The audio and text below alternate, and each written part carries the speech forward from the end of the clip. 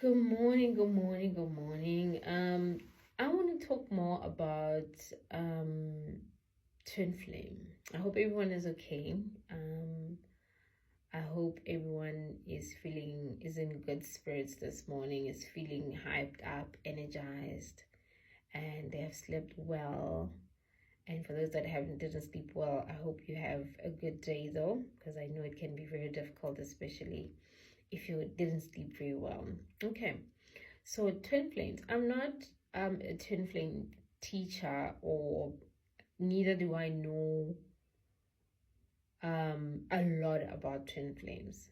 All I can tell you is I know, what I've experienced, what I've gone through, and I'm going to share that story because I remember at the beginning of my journey there was always when I found out, actually, when I went onto the internet and I came across this word twin flames, and I didn't understand what that meant because it's so cryptic. The information that you find on the internet is so cryptic, I think, because in all honesty, you will not understand something until you've gone through it. My opinion, right? At the beginning of the journey, it was just a word. I use twin flame because, for lack of a better word, I would say, I think there's another word for this. But somebody came up with the word, and we've been using this word ever since it was created. I'm not sure by who, which I think I need to do research, especially to find out who actually discovered twin flames. But I think there's another word for it. Depending on what your journey is, because we all have our different journeys, and it was created by source, by the divine, by spirit, our spirit guides, by ancestors, by God, for different reasons. So we'll call it twin flames, but it could be something else. If somebody knows a better name, please, by all means, please share with us. We are always willing to learn. We are open to learning because we're not always right. And there's always something new to learn in spirits, in this journey. It's a school of life because there's always something new that comes up. So with my understanding of a twin flame is that there's two souls that come through that are unhealed, right? And these two unhealed souls are supposed to help each other heal. However, it's not always simple and straightforward because you meet this. I will make an example with my journey.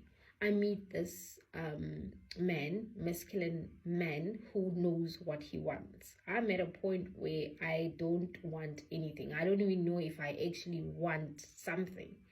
But he comes through and he shows off that I am ready for a relationship.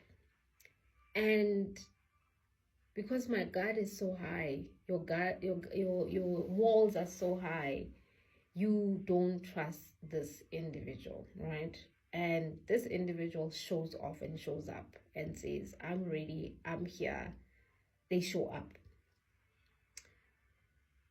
Fast forward, you let your guard down, you relax, you're like, okay, fine, this is a different kind of energy, because you probably have gone through disappointments in life, especially in terms of relationships, as a feminine energy, and you find yourself becoming more masculine, because if somebody doesn't do something the way you feel like they should, you end up believing that maybe I should do it myself, because you don't want to be disappointed, or you want it to be done your way. Now, with this masculine energy, he also is masculine only when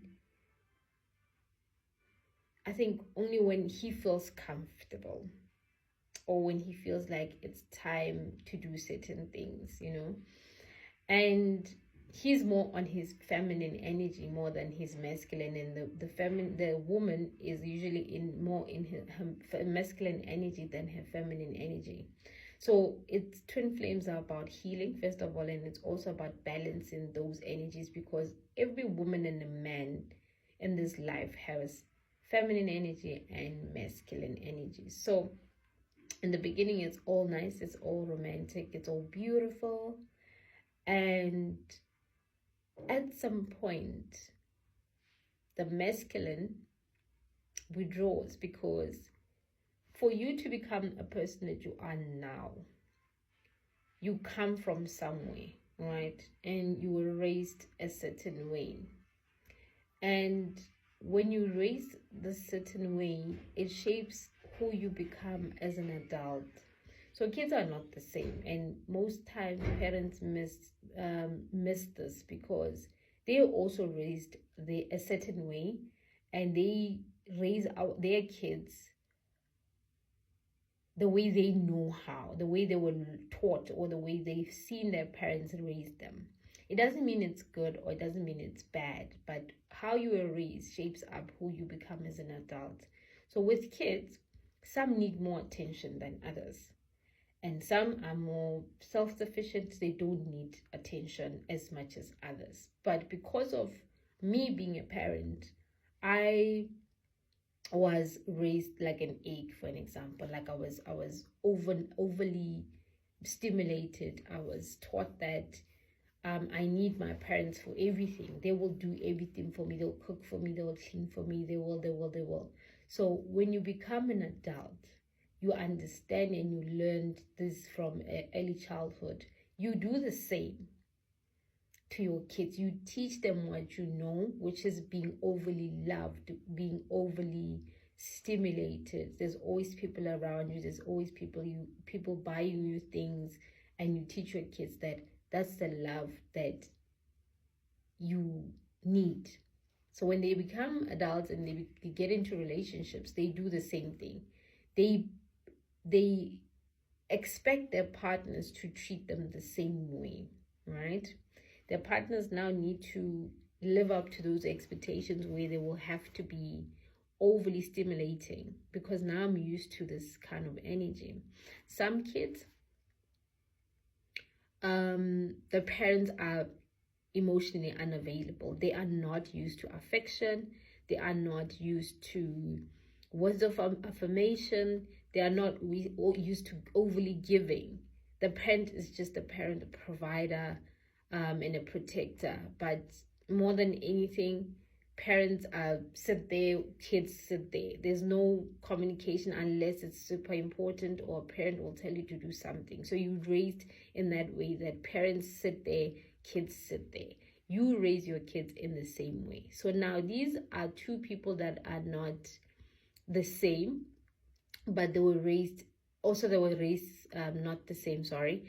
And then also, when it gets to being an adult, now you expect the same kind of energy from your partner, that you're not always going to show affection, you're not always going to be available, because this is what I know.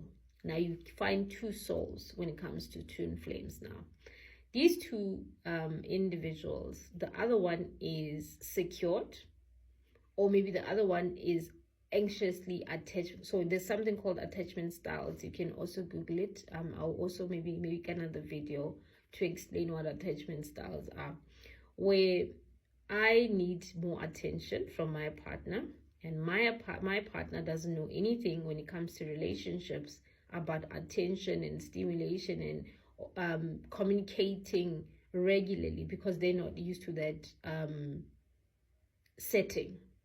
So as twin flames, we are like that. So it's like opposites as we meet. As much as we are the same, we need the same kind of love from our partners. Basically, what you feel inside of you, what you were born as, is what you need. But because you were raised a certain way, you become what you shape up based on how you were raised, right? So we are the same but raised differently, so we turn out differently. So there's an avoidant person who's not used to affection, and there's one that needs affection all the time, because I was raised and I was overly stimulated, and. So there's always opposites when it comes to twin flames. One is happy to receive, and one is not willing to receive at all, or one is an overgiver and one is an over receiver. He or she believes that things must come to me. If it's mine, it'll come to me. So you understand, if I want something, I need to go out and get it. So those are the opposite that are. So obviously yin and yang, it will repel each other. So let's do part 2.